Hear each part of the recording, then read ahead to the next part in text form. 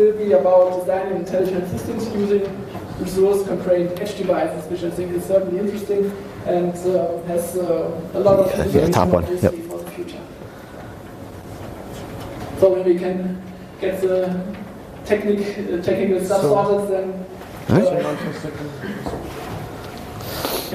then you can start with your talk. Okay, sounds good. I think he might need to hit the run button on my mic, and then we'll get going here.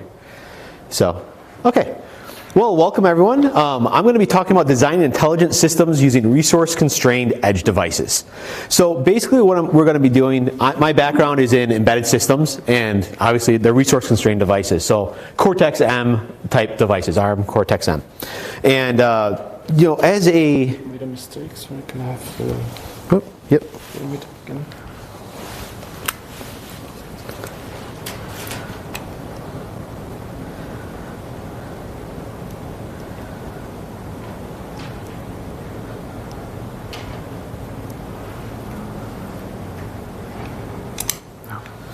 Okay, hey, there we go. Perfect, thank you. Okay, so I'm going to be talking about designing intelligent systems using resource-constrained edge devices. Now, what I mean by this, my background is actually in embedded systems. So I'm working with real-time embedded systems, things that are based on like an ARM Cortex-M processor. And to us in that area, we never had to worry about, you know, artificial intelligence. That was always something that was done at the cloud and something we never even thought about. And then all of a sudden within the last 12 months or so, there's been all this buzz about artificial intelligence and suddenly this big push to move from the cloud down into the edge. And from my perspective as an embedded developer, you know, who's using a real-time processor, how does that actually affect the way that I'm going to design my edge nodes, or my edge devices now, especially since they're very edge constrained. I'm not talking about using Cortex-A processors that have a lot of horsepower. These are very resource constrained devices. So this talk is going to focus in on different techniques and just kind of an overview of how we can do that at the edge, on edge devices. Now, as I was introduced, my name is Jacob Beningo. I'm an independent consultant. I'm from the US. I've been working with embedded systems now professionally for well over 15 years. And you know, my expertise, as I mentioned, is in real-time embedded systems. If you end up with any questions and you know, we don't have time for them, you can always feel free to shoot me an email at jacob@beningo.com. Perfectly happy to answer your questions. Now, as I mentioned today, basically what we're going to be doing, I'm going to give a little overview of machine learning. We'll talk about some deep learning basics. And then I'm going to look at how we can apply artificial intelligence at two different levels in a resource-constrained device. The first is using the cloud to be able to get artificial intelligence usage, and then get intelligence at the edge using an ARM Cortex-M processor. I'll point you to a couple of different resources that I found to be very useful as I've had to try to learn about artificial intelligence and kind of figure that out on how that fits with an embedded software developer. And then I'll leave you with some best practices. Now, from the standpoint of an embedded systems developer, we've always had these pillars here of that basically we all had to know about. We had to know about architecture design, code analysis. We had to know how to debug our system. You know, there's all these things like tools and testing. There's all these things that really help hold us up as embedded software developers. And now all of a sudden, on top of all of this, we're being added in to understand artificial intelligence. So there's all these things that we have to suddenly understand. And artificial intelligence it's a pretty big field. I mean, people specialize in it. Obviously, probably some of you in this room may not even know what, you know, may not even be embedded software developers, but be artificial intelligence experts. So suddenly having to throw more stuff on top of an embedded systems developer kind of makes us go, whoa, whoa, what on earth is it that I'm supposed to be doing here? So it's going to be very interesting, I think, you know, especially if you walk the show floor here, you'll start to see if you look in like the ST booth and the NXP booth, there's some artificial intelligence applications that are running on very resource constrained systems. And very shortly here, I'll talk about what those systems actually look like. Now, from designing intelligent systems, you know, we can actually define what machine learning is. When we're talking about, you know, resource-constrained devices, machine learning is really what we're talking about here. And machine learning is really just a subset of artificial intelligence. It's one branch of it. And to quote the great Wikipedia, machine learning is a field of computer science that often uses statistical techniques to give computers the ability to learn with data without being explicitly programmed. Now, from an embedded system standpoint, a lot of times we might look at this and say, well, artificial intelligence, do I really need that in my embedded system? A lot of times, I have in the past, I've written some pretty smart code that's been able to get really far, even implementing some statistical techniques that makes the system seem really smart on its own without having to use artificial intelligence. So where is it that I actually need to use artificial intelligence in my system? Well, I've actually identified 5 different reasons why we actually need artificial intelligence in our systems. The first, and these are some pretty broad areas here, you've probably heard of some of these before. One is to just solve problems that are not easy for humans to code for. From a programming standpoint, being able to analyze an image. If I'm going to write an algorithm myself to try to analyze an image and do image object detection in it, that's a pretty big challenge for me as a developer. If I'm going to try to be able to recognize somebody's handwriting, again, I'm not going to be able to write a very good algorithm for that. But if I can utilize artificial intelligence, I can provide a training data set. The system can learn it and then be able to recognize it much easier than if I were to go through and try to write an algorithm myself for all the possible permutations. Second, we have systems that need to be able to scale the behaviors based on the results and the data and the situations that they are provided with. So this ends up being another reason why we need it. We also need to be able to perform tasks that are easy for humans but traditionally difficult for computers. Again, something like handwriting recognition, right? Maybe object detection again. Those are probably a couple of really big, pretty big examples I'll probably talk about quite a few times throughout the course here. We also have the option here to decrease system costs in certain applications. So again, if I'm going to be coding an application and I'm going to have to spend a lot of time developing an algorithm or spend a lot of time coding to try to take care of a whole bunch of permutations, it might be easier for me to actually use AI and deep machine learning to go through and actually learn off a statistical data set. It might actually save me time and cost in my end application. And then the final reason why I think maybe a lot of embedded systems developers need to start looking at artificial intelligence is simply because it's cool. And it's a cutting edge technology. And when there's a new cutting edge technology like this that we can apply into our, basically in our own toolkits, it's good for us to go through and actually understand what its capabilities are and how we can use it in our into products. Now, of course, with any cool and cutting edge technology, we do have to be careful because obviously what's going to happen first is there's going to be a lot of marketing hype around it. And we're not going to know whether the capabilities that are being pushed to us by vendors are actually, truly there or whether it's just something that's going to be there in a couple of years. So, something to keep in mind when you start looking at cutting edge technologies. Now, of course, we can use machine learning in a whole bunch of different areas. The areas that I'm finding for embedded software developers, embedded systems developers, the first ones for very resource-constrained devices is really object recognition and speech analysis. Those are probably the 2 biggest ones that we're seeing first in industrial applications. But there certainly are lots of other areas where we can apply machine learning, and in areas such as robotics, is probably another great example. But again, if you walk the show floor here at Embedded World, you're going to find that there's a lot of examples of image recognition and speech and audio processing. So those are probably the forefront of what we're really looking at here.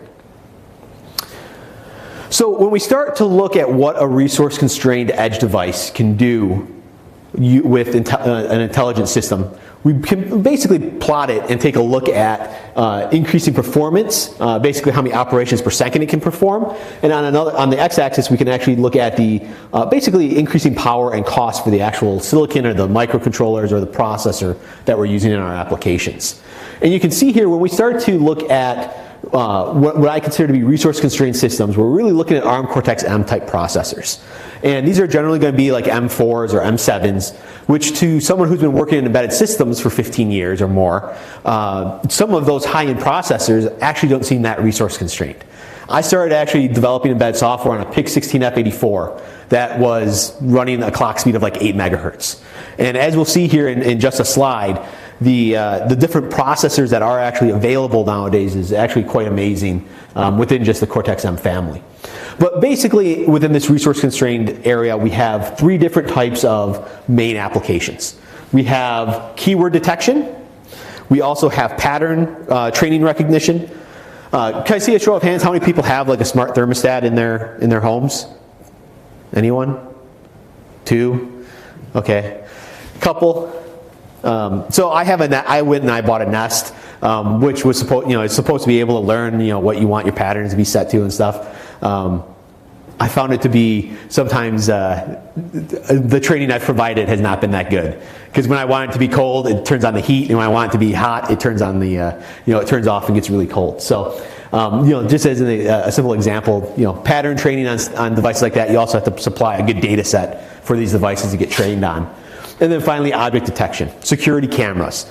I have a nice little ring device I use for my door front, and it has a lot of really cool capabilities. It doesn't quite have object detection built into it yet. I wouldn't be surprised if that's something that you start seeing on your front doors, on security cameras around homes and buildings and things like that. Again, I see a lot of examples like this down on the show floor here today. Okay, so we really need to put this into context. So with these three main types of applications in a resource-constrained edge device, these are really the kind of shows you the plot of performance here for ARM Cortex-M processors. And we're really looking at small, very resource-constrained devices, medium-sized devices, and then really large devices. And as I mentioned, I started out on like an 8 megahertz processor that had almost, probably 2 kilobytes of flash space or something, very tiny. You can see here that nowadays we have things like Cortex-M Zeros running at 48 megahertz, 8 kilobits of RAM, and 32 kilobits of flash. Now, obviously, we're not going to be able to run any type of AI algorithm at all on those types of devices. But it is still possible, and I'll show two architectures here later, where we can still offload, we can collect data, push it to the cloud, and then still get some type of intelligence at the edge. Now, when we're really talking about trying to run algorithms at the edge with our devices, we're really probably starting to look at things like this. The ST Nucleo F746, devices that are in the range of 200 megahertz, 320 kilobits of RAM and about a megabyte worth of flash space. There's even some devices, this one was just recently announced, I believe last fall, this NXP IMX processor, which is actually, it still falls, it's an M7 processor, but it's running at 600 megahertz. Quite an impressive processor. Obviously, this part was actually designed to be able to run machine learning algorithms on it. So, pretty interesting part, but hopefully this helps kind of give you an idea of what type of parameters it is that we're working with here at the edge in a very resource-constrained environment. Now, as I mentioned, there's really two different architectures that we can take a look at. There's architectures where we use the cloud to get our intelligence on our device, and then there's architectures where we use the microcontroller itself. Now, I'm going to go through a couple of examples in both of these. I'm going to focus mostly on the microcontroller area of things, but I do want to give a couple of examples on how we can do this using the cloud as well, because that's still a legitimate way for us to get intelligence at the edge. Now, I've been setting up different experiments in my lab, trying to do looking at intelligent systems. One of the things I did set up here was a simple example where I would this actually isn't too resource-constrained device, but I wanted to test out cloud connectivity and how well the vision algorithms on Google Cloud worked. So I actually set up this STM32F779 processor. I set up a Google Cloud Vision API account, and Express Logix had this really cool demonstration and setup where you could go through and use their XWare IoT platform, and it basically had an RTOS, which was a very small footprint, very resource constrained, but high reliable RTOS. It had the ability to use HTTPS and also NetX for secure TLS connections. And what I did was I set this up on this development board, and this development board had a nice little camera so that I could put objects in front of the camera. So I could write on a note card, hello world, or my name is Jacob, or whatever happened to come to my mind. And I also was able to take pictures of, for example, a face, also action figures and things like that. And what I found was that it actually worked pretty good, and it was a fairly fast solution, at least working out of my lab. So this is a simple example where I ran this test experiment, and you can see here I wrote hello world on a note card, nice and legibly there. And when I actually connected to the Google Cloud services, you can see here it actually establishes a connection, and then it provides back some information about what it saw where. And then this application actually would go and draw the box around the text that it was recognizing, and then print the text of what was actually seen. I found that this actually had a pretty high reliability. It was something around the lines of like 98%. So it was actually pretty good. There were two options that I mentioned: the ability to do face and the ability to do text. So I thought, well, what about using a face? So I actually took one of my action figures, and this is actually like a little figurine this size. That's actually Bones from Star Trek. And you can see here that this AI, this Google Cloud services, was actually still able to identify the face. It was able to put pinpoints on the eyes, the nose, and the mouth to identify it. So this ends up being a very simple way to, on a very resource-constrained device, to still go through and get some type of intelligence at the edge. And obviously, there's other types of APIs beyond just face and text recognition. We can do other object recognition as well to identify specific objects like bikes or cups and whatever happens to be the thing that it is that we're trying to recognize. But of course, if we're using the cloud comes with a lot of costs, right? For example, bandwidth. There's a lot of things that are driving us from using the cloud to actually going to the microcontroller device on the edge. And the first one is bandwidth. We don't, if we have a connected device, and we can't do our AI there, we suddenly have to pay some provider to be able to connect our device to the internet. We have these power constraints where we have to power the device up, and we have to have the cloud. We have to pay for our cloud utilization and usage, which associates cost. I mentioned my background's in real-time embedded systems. Well, obviously, if I'm going out to the cloud to perform any type of object recognition or anything, there's obviously no determinism there at all. So we could end up with large latencies as well. Reliability of the network connection may come into a question depending on how we're actually designing the device and what its end application is. And then, of course, there's a big concern about security and how do we handle that data. So these end up being some major concerns with people who are working with intelligent systems at the edge. And what we're trying to do is get rid of course, using the cloud. So what are some of the ways that we can go through and do this on the microcontroller itself? Now, obviously, we have to have enough computing power there. But there's several different capabilities there that we can take a look at. So first off, ARM has provided a CMSIS neural network functionality. And basically what this library does is it allows you to convert a model that you've generated so that it can actually run and interface with the Cortex-M processor. So you can go through and develop your AI or your intelligence model the way that you normally would in TensorFlow or Caffe or wherever your favorite tool happens to be. And then it interfaces into the ARM neural network, which then goes into CMSIS neural network, and then you're able to run it directly on an ARM Cortex-M processor. So this ends up being a pretty interesting solution. And if as I mentioned, if you walk around the show floor downstairs, you'll find implementations.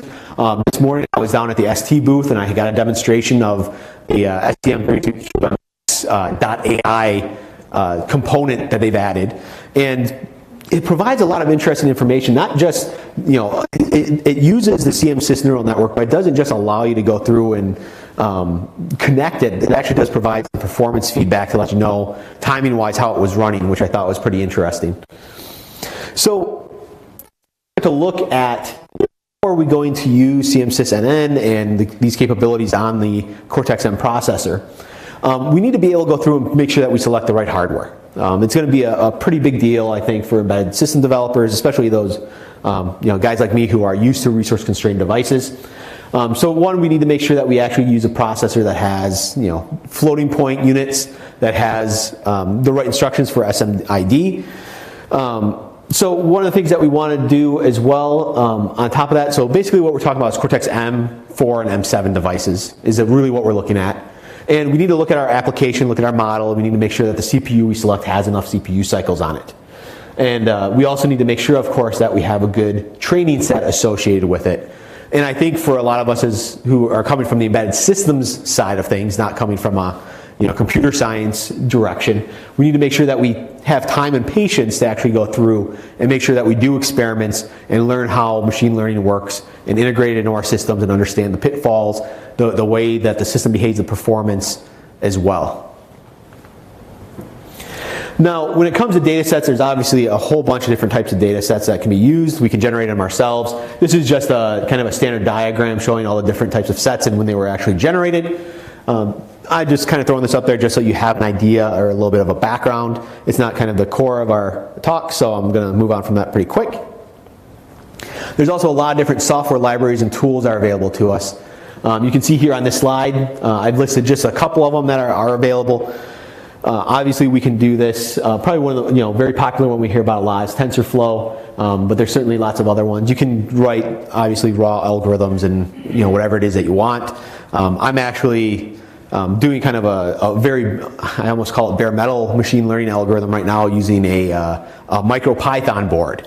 That basically takes a simple camera image and then is running in Python on a little microcontroller and trying to analyze what was actually there, just handwriting wise. So some very simple algorithms can be written even without the use of a higher level tool. Okay, so let's dive in a little bit deeper to talk about CMSIS neural network here. Now, basically what this library here is it's a collection of optimized neural network functions specifically for the Cortex-M processor. And as I mentioned a little bit earlier, there are some considerations we want to take into account when we are picking our microcontroller. In general, if you're going to be doing anything with this library, you need to use that Cortex-M 4 and 7. We want to make sure that we have these SIMD instructions. Basically, it allows us to go through and do, on a single instruction set, to access multiple pieces of data simultaneously in the same instruction set, same instruction, and it makes things a lot more efficient. We want to try to minimize the footprint because this is a resource-constrained device. So we're not talking about having megabytes worth of space to be able to run our model. We need to make sure that the code can fit in a very resource-constrained area. And we also need to, from a neural network specific optimizations are included for data layout and also for offline weighting as well. And you can actually see if we look at the neural network capabilities of CMSIS here, here's the general functions that are available. So we can do convolution algorithms, fully connected, activations, pooling, and then there's some support functions associated with data conversions and activation tables as well. Things that are designed to try to help make the model run a little bit faster. Now, this is actually a slide from ARM. If you actually look on their neural network site, you can see how they've gone through and tried to optimize this to run on their microcontrollers a lot faster and a lot more efficient. You can see here they looked at runtime improvements, kind of using their whatever their baseline happened to be versus their new kernel development, which resulted in CMSIS neural network, and they were able to get on the microcontroller itself a much faster throughput on those devices.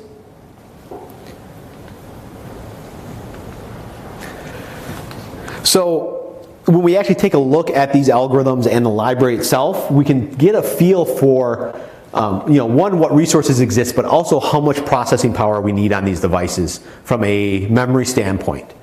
So you can see here, depending on what algorithms we need to run, on this side here, we've got the operations per second that we need to be able to handle, and on this side, we have the actual memory utilization of the different functions.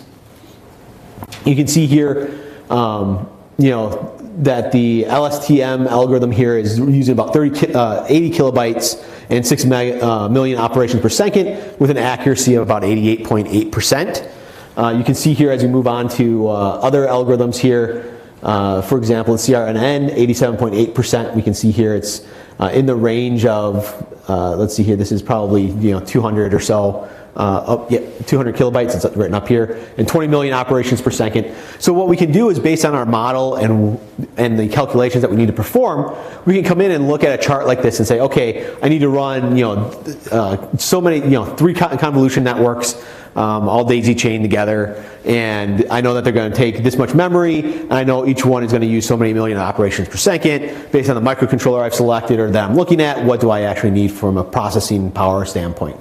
So there's quite a bit of interesting information out there. And this model here, this example, is actually based off some Google speech commands. So obviously there's going to be some differences based on what you're using, what your end applications are as well.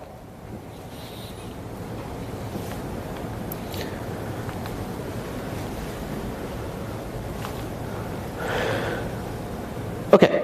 Now, as I mentioned, one of the again, this is some information here that I pulled from ARM from a neural network standpoint, this is an example of some networks that they actually ran from a speech recognition standpoint. And one of the main applications, I think, that you'll find in a resource-constrained device is going to be speech recognition. And they put together actually a really good paper that you can see down here called Hello Edge, Keyword Spotting on Microcontrollers. And this actually goes through, this is just a little image I took from there, but it's a real good paper for you to go through and read to see how they actually went through and do keyword spotting on a resource-constrained device. And as we start to look at, we can look at the way that different networks actually execute on the Cortex-M processor. So this is an example that was ran on the Nucleo F746, running again at 216 megahertz, 320 kilobytes of SRAM here.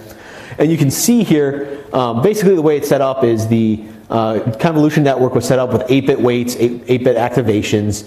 You can see the total size that was used for the weights and for the activations here as well. And then the cool thing about this is the code's actually available on GitHub, so you can actually go down and download it and perform a similar experiment of running this example. But you can actually see here then it'll actually spit out the different it'll spit out basically the count and the runtime for each of the different networks as it executes. So this ends up actually being pretty cool. And to be honest, if you go down to the show floor, I saw an example very similar to this that was running down there in the ST booth. So if you go look at their AI section of the booth, the example has been changed a little bit to where it's actually just the output here is a little different. It can actually recognize objects, and it's full screen now instead of the screen or the actual image being very tiny. Another application that I've seen that's been pretty interesting and that I've been starting to play with, and that I think is really important. Again, there's this OpenMV camera, which is in itself just a little Cortex M4 or an M7 device. They've actually got a couple different ones. But it works with CMSysNN and has the ability to do some basic object detection on it as well. It's a fairly low-cost device. So I've been experimenting with that. I found it to be a very interesting device. I'm starting to look at using it in some drones and some robotics and some things like that. Pretty little interesting device. But this is just an example of some of the things that people are doing with very resource-constrained devices already. All right, so here's just a couple of I'll leave you here with just a couple of best practices. And again, these best practices aren't coming from the standpoint of someone who's an AI expert. This is coming from an embedded software developer who has to learn about AI and figure out how to actually build that into their way of thinking. So one thing that we should be thinking about as embedded software developers is, the first thing we normally do is say, well, I don't need AI. AI is some other thing off my radar. But of course, what we probably should be doing is starting to learn about AI as quickly as we can or as early as we can, so that we can build a good foundation, so that when we do need it, we can actually implement it successfully in our applications. A couple of resources I found to be very useful is this deep learning book by Ian Goodfellow, Yashua Bengio, Aaron Courville, and Francis Bach. It's a really good book. It's very technical, and it's also got a lot of the math behind it as well. But I found it to be a great resource if you're just trying to get started in understanding deep learning. Obviously, if you're going to be starting to do this and implement it with your products, you probably should try to create some type of hello world type applications, such as trying to recognize handwritten digits, do a basic object detection, something your beak wet and play around with AI. The paper, as I mentioned, from ARM on keyword spotting, that's actually a really good paper as well, so I recommend you take a look at that. The links for some of these things you can find right here on this slide.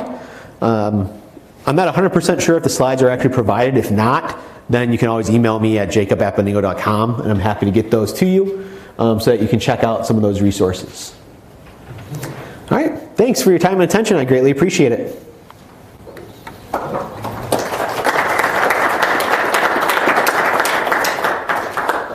Thank you very much for the interesting talk, and maybe I can directly answer one of the questions related to one thing that you said, that is the presentation slides. Yeah. Yes. So they are not distributed as far as I know, but there's a download link on your badge. Yeah. And there you can download the proceedings. So there's a paper associated with each of the talks, and these at least you can download via this link. Yeah. Perfect. Good. And that being said, back to the talk and other questions regarding the talk.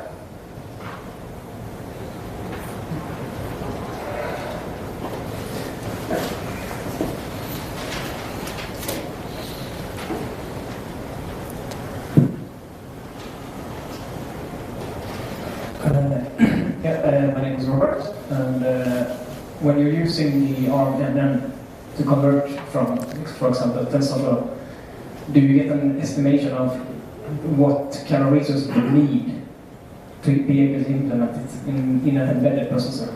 Yeah, so I think it's going to depend on the resource or the tool chain that you're actually using. When I was, as I mentioned, I looked at that ST example this morning using STM32Cube and it actually would generate what the needed resources were for the processor. So you will be able to see that, and then it actually outputs it when it's running, so that you can also kind of follow up on it and optimize further. So. Okay, thank you. Yep, no problem. Thanks for the question. Hello, my name is Louis. You had a slide about the drawback of having the neural network on the edge. On the cloud. Yeah, it was early, right? Yeah. Yeah, this one. Oh, this one here. Okay. And I was surprised to see that power is a drawback for having your neural network on. Yeah, so yep, absolutely. So power is an issue when you have a connected device that's then using the internet and that's then connected to the cloud where you're doing all your AI in the cloud. Because suddenly now you have that wireless transmitter or maybe Ethernet that needs to be up now. So an extra chip that needs to be powered, it's going to be allowing longer communication times. And with a real-time embedded system, a lot of times an edge device, we want to be able to go to a low power state as much as we can. So if I'm going to have an active link to the cloud that's going to be active more often, that device is going to just draw more power in general. Okay. So, yeah, thanks. Great question. Good. Are there further questions?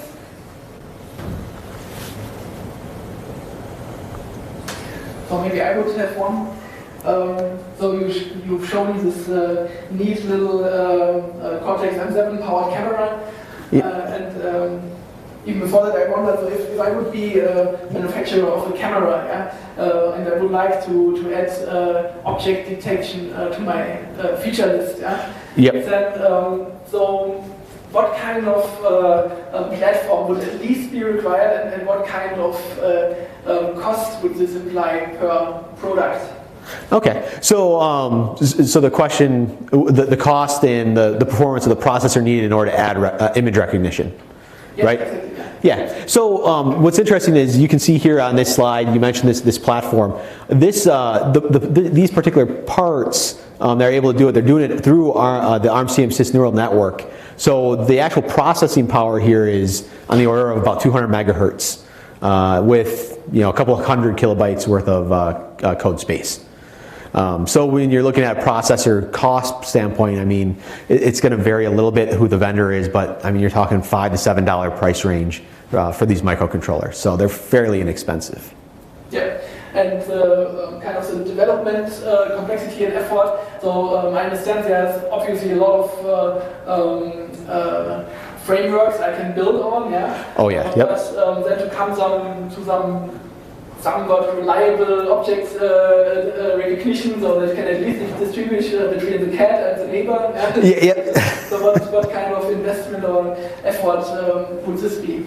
Yeah, so it depends on the framework that you're using. Actually, if you look on Embedded.com, I think within the last month or so, Steve Vanchuk wrote a really good paper on all the different object detection algorithms that are used. And some of them you have to pay for and some of them are open source.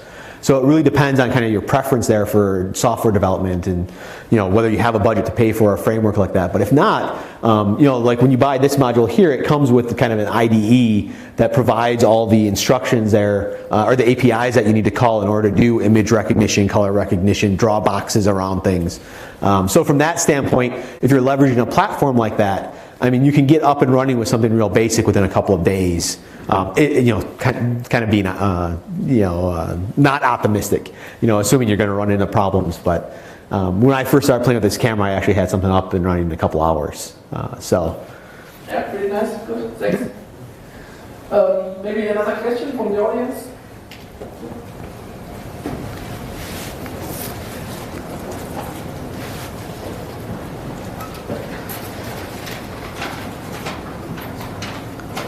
Thanks for the really interesting talk. I'm coming from a slightly different direction in that my background is in R&D, kind of as a scientist with some knowledge of electronics, but not a huge amount. But I quite enjoy deep learning and sort of run on a high performance computer, so I've got the challenge of trying to take my deep learning knowledge that I've gained and transmit that into an embedded sort of setting.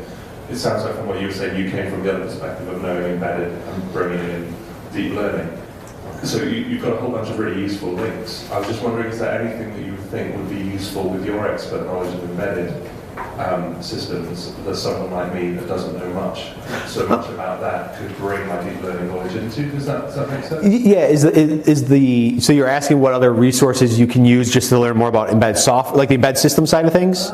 Yeah, I guess in the sense of I guess maybe a lot of those links probably will be helpful to me, but I guess it's just trying to think on that resource constraint perspective and bringing in my deep learning knowledge down to that. But maybe everything that is there will help me in that way. Yeah. So a lot of these links that are here. So some of these links, some are just very basic. Like the top one there, the basic video just on what a neural network is, and some of these are very basic courses around AI. Going from the other side, the resource constraint side, if you look at websites like Embedded.com or Design News, they have a lot of technical articles on kind of the real-time behavior standpoint. I have a blog that I have on my website at Beningo.com and a monthly newsletter that I send out that covers a lot of topics. I mean, sometimes I cover the AI side of things, but a lot of it sometimes is, a lot of times it's covering just a resource-constrained side of it, of Cortex-M. Hey, how do you do, write these drivers? How do you integrate this? How do you, do security, things like that. So it's very generic from an embedded system standpoint. That's the kind of thing that probably I'm looking for in that sense, so that would be really helpful. So. Okay, perfect. Yeah, so, no problem. That would just be Beningo.com. You can shoot me an email too, and I can show you how to get on that. But okay, thank you very much. Thanks. Good, we have one last question, I think. Hi, Jacob. Maybe you covered this and I missed it, but where is the training done? You talked about data sets, like, is it done at the edge, or is it done somewhere else? We watch at the edge with the finished? Yes, so all the training is still done on that high computing machine, and the model is generated, and then that model is converted to run on the resource-constrained device. So, good question. Yeah, the resource-constrained device right now just doesn't have the computing power to really generate and train and test the models at this point. So. Okay, then thank you very much again for the talk and the questions. And I guess if there are any further questions, then maybe there's still time after this session for a coffee or so. I'm not sure. Otherwise, probably you can be reached over the page. Yeah, I can throw that slide up here again real quick. Let's see here if there's a faster way. Sorry, it's one slide at a time apparently. There we go. Yeah, so my email is just right up there. You can shoot me an email. I'm happy to answer questions, point you to the slide, send you the slide.